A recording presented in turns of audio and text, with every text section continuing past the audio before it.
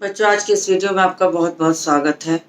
मैं आपको शब्द विचार पढ़ा रही हूँ और उसमें मैंने आपको पहला वाला उत्पत्ति के आधार पर शब्द भेद आपको बता दिया है और आज मैं आपको बनावट या रचना के आधार पर जो शब्द भेद का दूसरा आधार है, बनावट अथवा रचना के आधार पर शब्द भेद, वो बताने चल रही हूँ। बनावट और रचना के आधार पर शब्द भेद को यदि कहा जाए तो ये 3 प्रकार के होते हैं: रूढ़ शब्द, यौगिक शब्द और योग रूढ़ शब्द। रूढ़ शब्द वो होते हैं जो वास्तव में किसी भी चीज के लिए हमेशा हमेशा के लिए रूढ़ हो जाते हैं, उनके खंड नहीं किए जा सकते। यदि उन्हें खंड कर दिया जाए, अलग कर दिया जाएगा तो वो अर्थहीन हो जाएंगे और पुराने समय से आज तक वो किसी एक चीज के लिए ही बने, वो रूढ़ हो गए। कहने का मतलब ये हुआ कि उनको उनके लिए वो शब्द हमेशा हमेशा के लिए रूढ़ हो गया है। तो हम ऐसे शब्दों को रूढ़ शब्द कहते हैं। जैसे फूल कह दिए, हाथ कह दिए, पैर कह दिए, तो ये हमेशा हमेशा के लिए जो है एक किसी खास चीज के लिए रूढ़ कर दिए गए हैं और इनको अगर अलग करेंगे, खंड करेंगे तो इनका अर्थ नहीं निकलेगा। तो ऐसे शब्दों को रूढ़ शब्द कहते हैं। तो मैं यहीं से शुरू कर रही हूँ, तो आप भी मेरे साथ शुरू हो जाइए।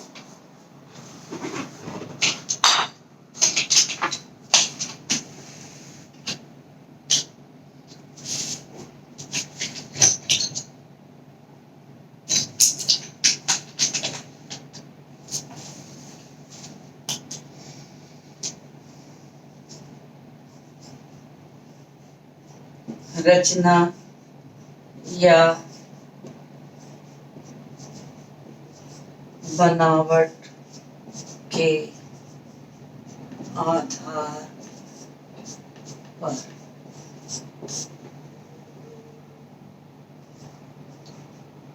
रचना या बनावट के आधार पर शब्द 3 प्रकार के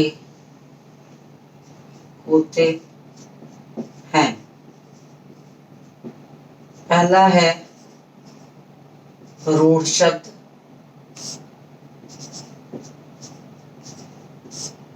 दूसरा है यौगिक शब्द और तीसरा है योग रूढ़ शब्द। तो ये 3 प्रकार के शब्द होते हैं: यौगिक शब्द, रूढ़ शब्द, यौगिक शब्द और योग रूढ़ शब्द। अब मैं आप तीनों के बारे में आपको एक एक करके बताऊंगी। तो मैं पहली हेडिंग यहाँ डाल रही हूँ, रूढ़ शब्द। कि रूढ़ शब्द किसे कहते हैं?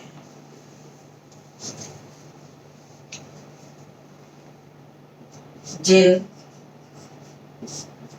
शब्दों के सार्थक, जिन शब्दों के सार्थक खंड नहीं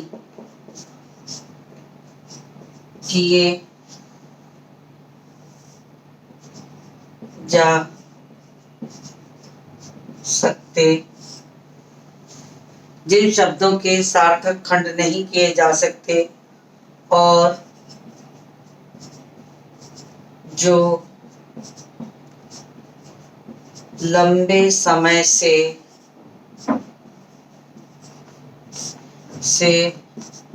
किसी एक चीज के लिए ही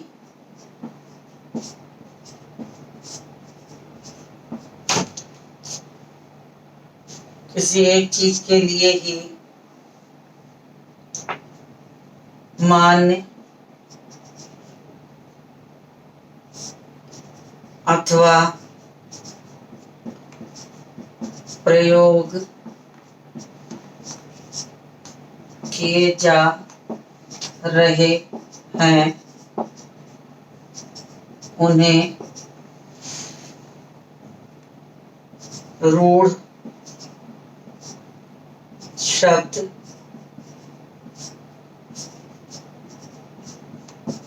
कहते हैं। अब जैसे शब्द हुआ, जैसे हाथ। अब इन शब्दों को यदि मैं खंड कर दूं, हा को अलग कर दूं, था को अलग, तो ये अपने में सार्थक नहीं होंगे और ये रूढ़ हो चुके हैं हाथ कहने का मतलब। पैर,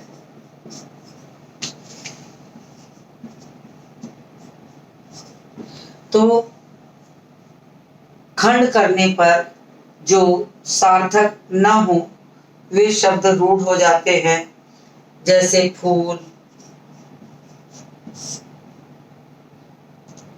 जैसे रथ इत्यादि। ऐसे शब्दों को हम रूढ़ शब्द कहते हैं, यानी कि उनके खंड न किए जा सके और खंड कर भी दिए जाएं तो उनका कोई सार्थक अर्थ न सिद्ध हो, तो ऐसे शब्दों को हम रूढ़ शब्द कहते हैं। आप इसका स्क्रीनशॉट लीजिए।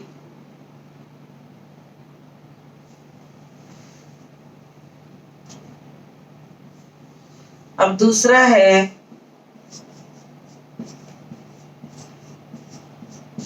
यौगिक शब्द। देखिए, जैसा कि शब्द है यौगिक, यौगिक का मतलब ही होता है कि ऐसे शब्द जहां पर दो या दो से अधिक शब्दों को जोड़कर कोई एक नया शब्द बन जाए और वो मान्य हो जाए, तो ऐसी चीज को। तो दूसरा शब्द है यौगिक शब्द। अब यौगिक शब्द का मतलब है कि जैसे दो या दो से अधिक शब्दों को मिलाकर कोई एक नया शब्द बन जाए और वो अर्थ ग्रहण कराने लगे, तो ऐसे शब्दों को हम यौगिक शब्द कहते हैं। तो मैं यौगिक शब्द की परिभाषा लिखने चल रही हूँ, आप ही लिखिए।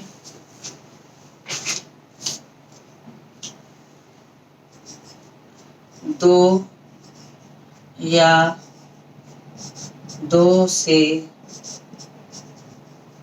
अधिक शब्दों,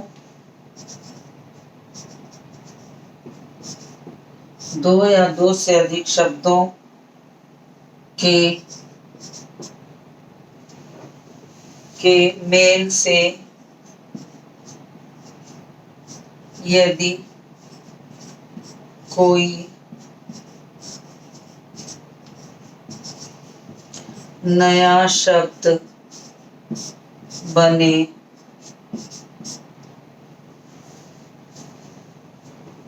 जो कोई विशेष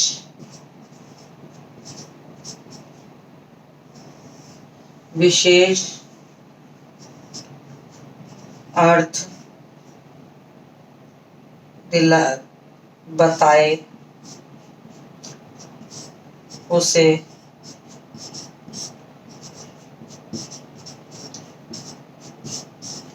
यौगिक शब्द कहते हैं। मुझे लग रहा है कि आपको ये नीचे वाली लाइन नहीं दिख रही होगी, तो आप इतना स्क्रीनशॉट ले लीजिए। मैं नीचे वाली लाइन को फिर से ऊपर लिख देती हूँ।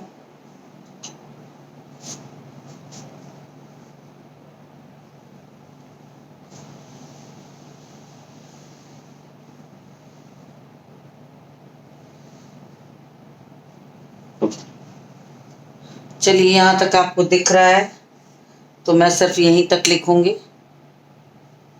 ऊपर की चीज को मैं रब करने चल रही हूँ।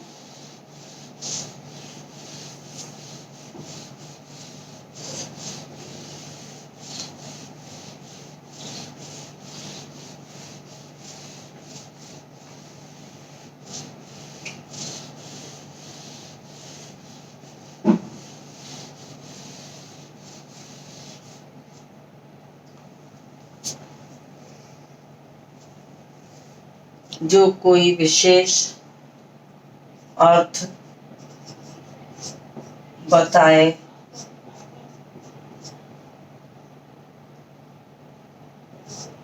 उसे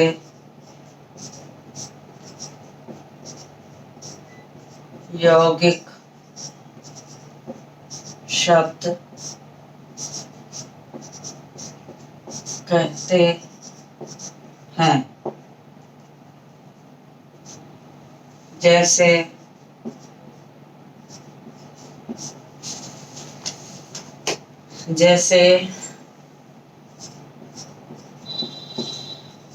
रसोई घर,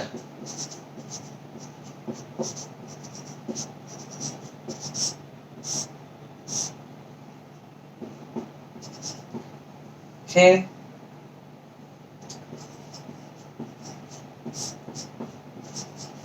अनजान,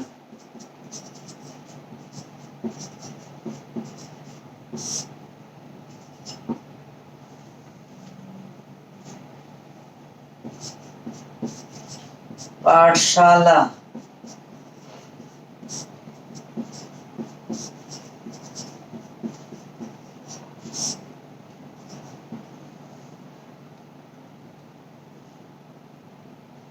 रेलगाड़ी,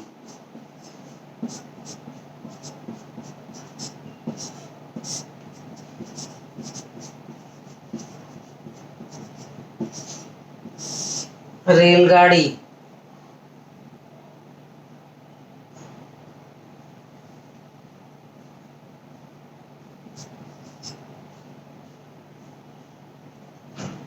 रेलगाड़ी,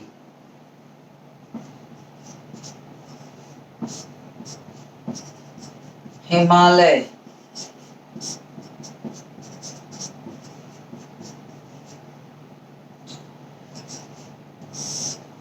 चलिए स्क्रीनशॉट लीजिए।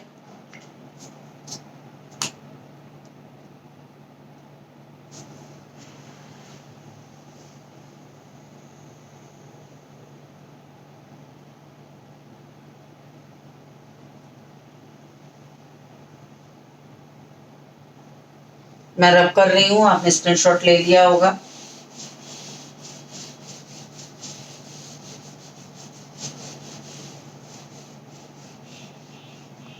अब तीसरा है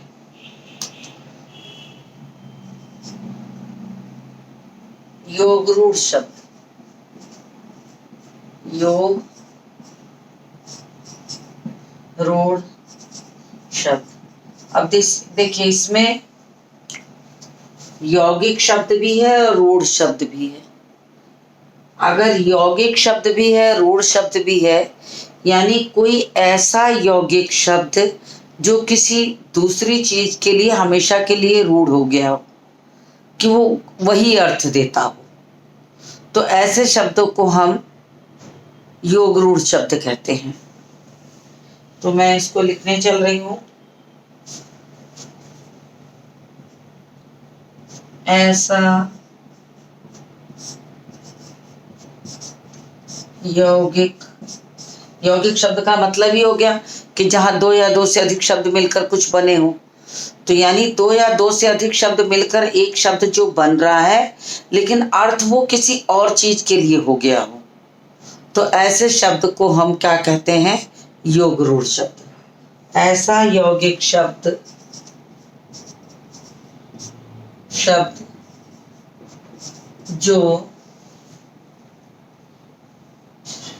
जो किसी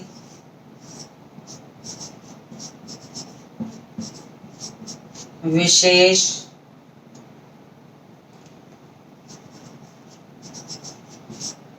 अर्थ को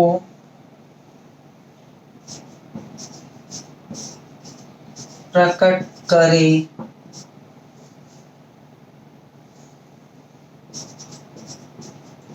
उसे योग रूढ़ शब्द कहते हैं। जैसे इतना उतारिए, फिर मैं इसका उदाहरण ऊपर लिखूंगी।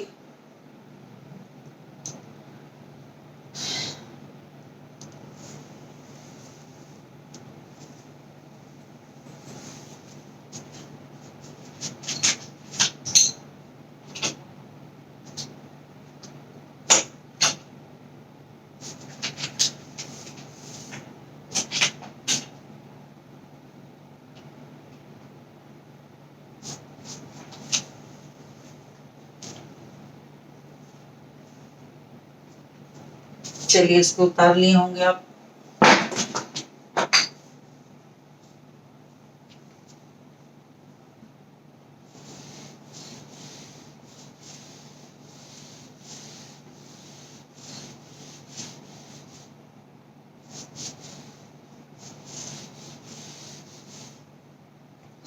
उदाहरण लिखते हैं। जैसे चिड़िया शब्द हो गया और साथ में घर जोड़ दिया, तो मिलके ये दोनों शब्द मिलके एक नया शब्द बनता है चिड़ियाघर। चिड़ियाघर। अब चिड़ियाघर कहने का मतलब ये यौगिक तो है, जोड़ के बना है, इस कारण ये यौगिक है, परंतु ये अर्थ दे रहा है ऐसे स्थान का कि जहां पर जानवर रखे जाते हों, पक्षी रखे जाते हों, तो वो एक विशेष अर्थ देने लगा। विशेष अर्थ के लिए वो रूढ़ हो गया, इसलिए चिड़ियाघर शब्द जो है वो रूढ़ शब्द हो गया। तो यहाँ लिख देते हैं कि विशेष अर्थ में यह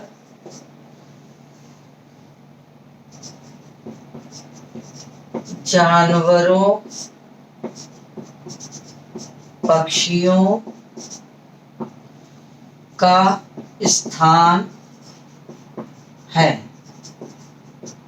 तो ये रूढ़ हो गया, यानी यौगिक हुआ यहां से और रूढ़ हो गया इस स्थान के लिए, इसलिए चिड़ियाघर शब्द जो है वो यौगिक योग रूढ़ शब्द हो गया। तो इसी तरह से आपको समझना पड़ेगा। जब आप रूढ़ शब्द समझ जाएंगे कि रूढ़ शब्द का मतलब है कि जो कि कोई विशेष अर्थ दे, किसी खास चीज के लिए अर्थ दे, और यौगिक शब्द का अर्थ होता है कि जब दो शब्दों को मिलाकर एक नया शब्द बने। तो यहाँ दो शब्दों को मिलाकर एक नया शब्द भी बना है और एक विशेष अर्थ भी दे रहा, तो इसमें यौगिक भी है, रूढ़ भी है, इसीलिए इसका नाम रखा गया है योग रूढ़ शब्द। यानी योग रूढ़ शब्द ये है कि विशेष अर्थ दे रहा है। दूसरा शब्द लिखते हैं पंकज।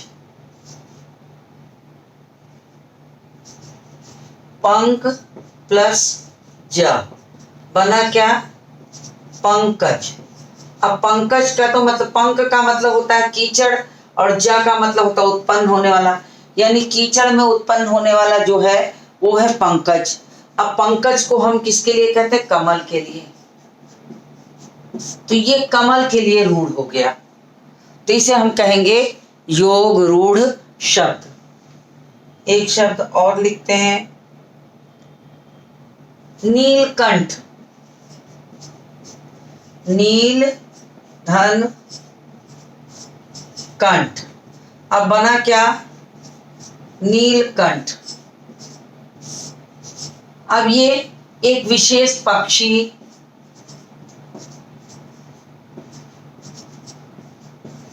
या महादेव के लिए भी नीलकंठ शब्द का प्रयोग किया जा सकता है। तो ये योग रूढ़ शब्द हो गया। तो योग रूढ़ का मतलब हो गया कि ऐसा यौगिक शब्द, ऐसा दो या दो से अधिक मिलकर बना हुआ शब्द जो किसी विशेष अर्थ को बताने लगे ऐसे शब्द को हम योग रूढ़ शब्द कहते हैं। तो इतने का स्क्रीनशॉट ले लीजिए। तो मैंने आपको रचना के आधार पर शब्द के भेद बता दिया। तो मैं इसको रब करूंगी, आप स्क्रीनशॉट लीजिए।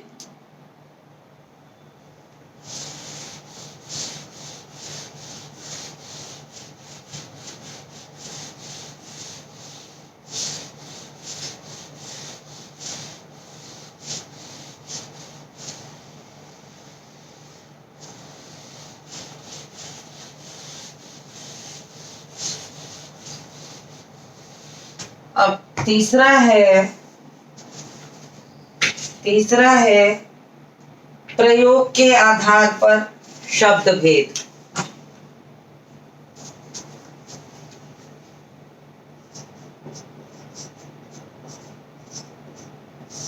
प्रयोग के आधार पर शब्द भेद।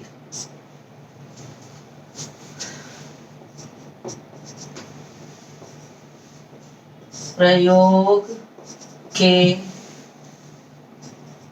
आधार पर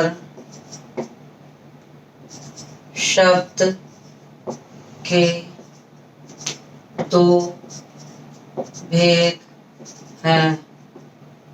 पहला विकारी शब्द, दूसरा अविकारी शब्द। तो आप इसको लिखना शुरू करिए।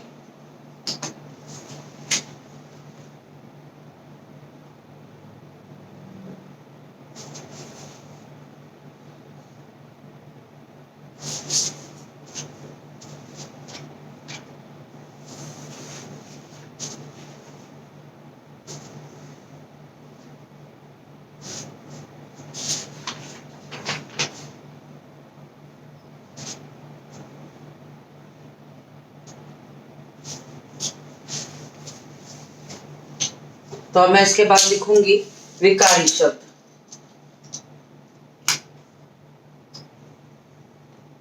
पहली हेडिंग डालिए विकारी शब्द। जैसा कि आपको शब्द से पता चल रहा है कि ऐसे शब्द जिन शब्दों में लिंग, वचन और कारक के अनुसार परिवर्तन होता है उन्हें हम विकारी शब्द कहते हैं। ये हमारी विकारी शब्द की जो परिभाषा है वो है कि जिन शब्दों में लिंग, वचन और कारक के अनुसार परिवर्तन हो वो शब्द विकारी होते हैं, और जिनमें परिवर्तन न हो वो शब्द अविकारी होते हैं। तो मैं लिखने चल रही हूँ विकारी शब्द और अविकारी शब्द। विकारी शब्द जिन शब्दों में लिंग, वचन और कारक के अनुसार, लिंग, वचन और कारक के अनुसार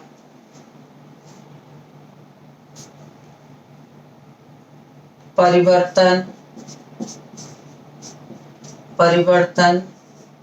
होता है उसे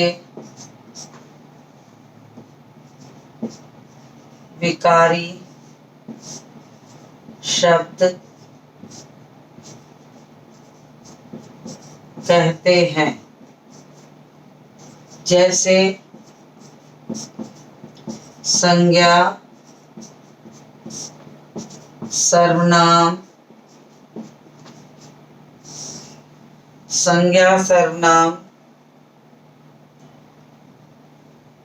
विशेषण और क्रिया शब्दों में लिंग, वचन और कारक के अनुसार परिवर्तन होता है। इसलिए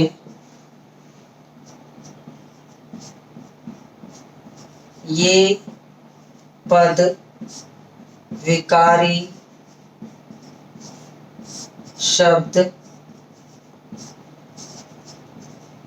कहलाते हैं।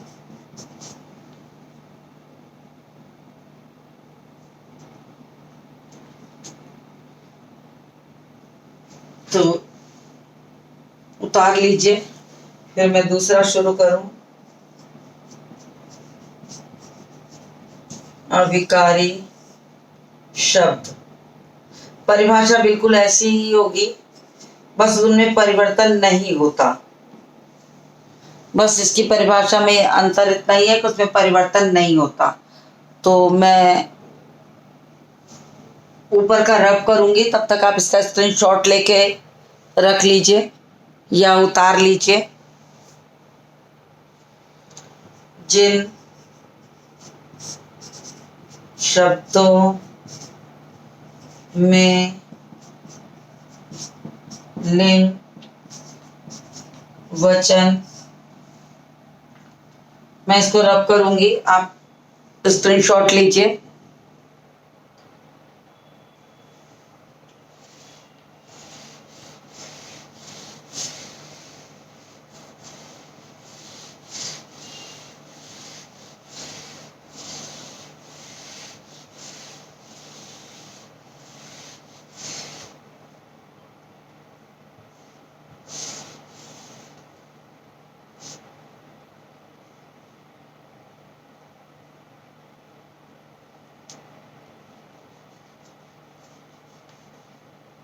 ऊपर से ही लिखती हूँ क्योंकि ये दिखाई नहीं दे रहा है।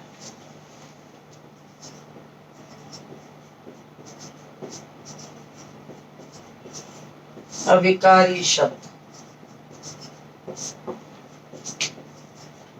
जिन शब्दों में लिंग वचन और कारक के अनुसार परिवर्तन नहीं होता, उसे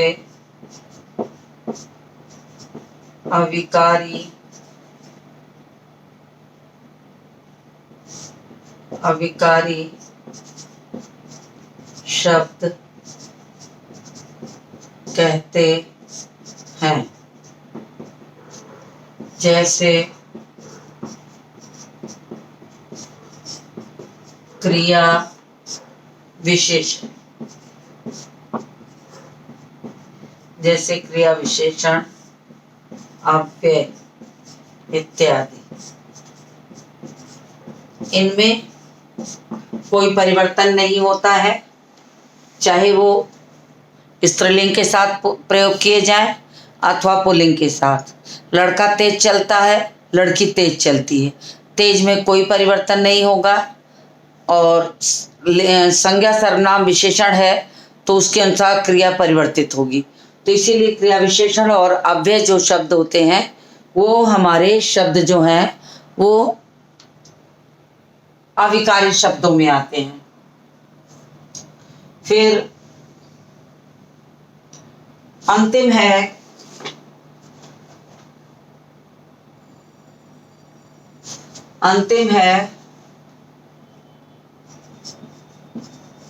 अर्थ के आधार पर शब्द भेद।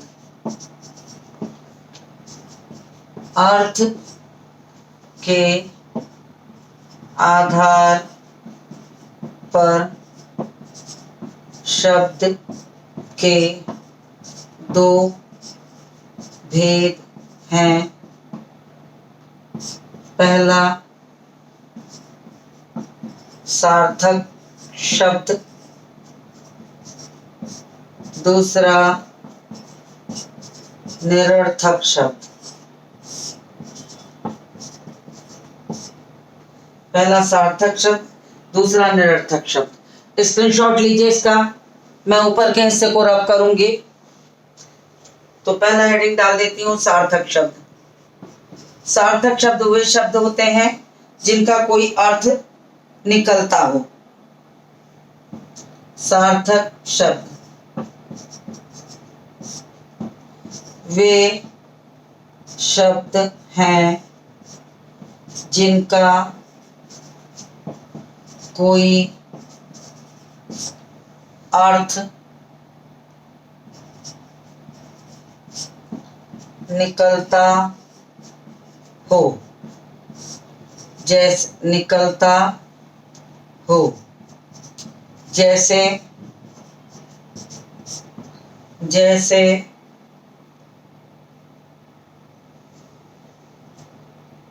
विद्यालय, पुस्तक, पुस्तक, घर, पेड़ इत्यादि। ये आपके सार्थक शब्द हैं। मुझे लग रहा नीचे का आपको नहीं दिख रहा होगा, तो मैं इसको मिटाई देती हूँ।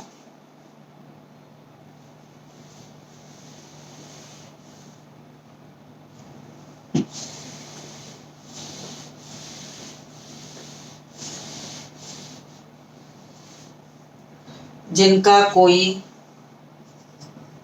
अर्थ निकलता हो। जैसे जैसे पुस्तक,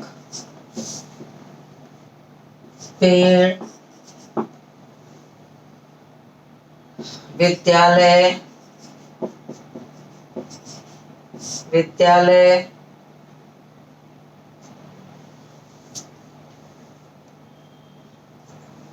इत्यादि।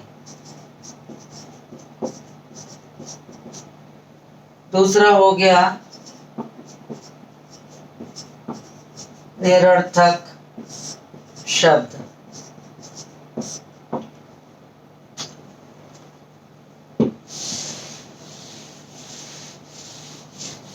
अब निरर्थक शब्द उसे कहते हैं जिनका कोई अर्थ ना निकलता हो। निरर्थक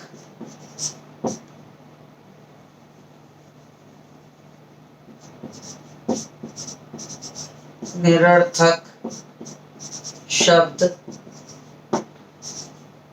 वे शब्द हैं जो भावों की अभिव्यक्ति हेतु प्रयोग किए जाते हैं, मगर उनका कोई अर्थ नहीं होता। जैसे खाना वाना, रोटी वोटी,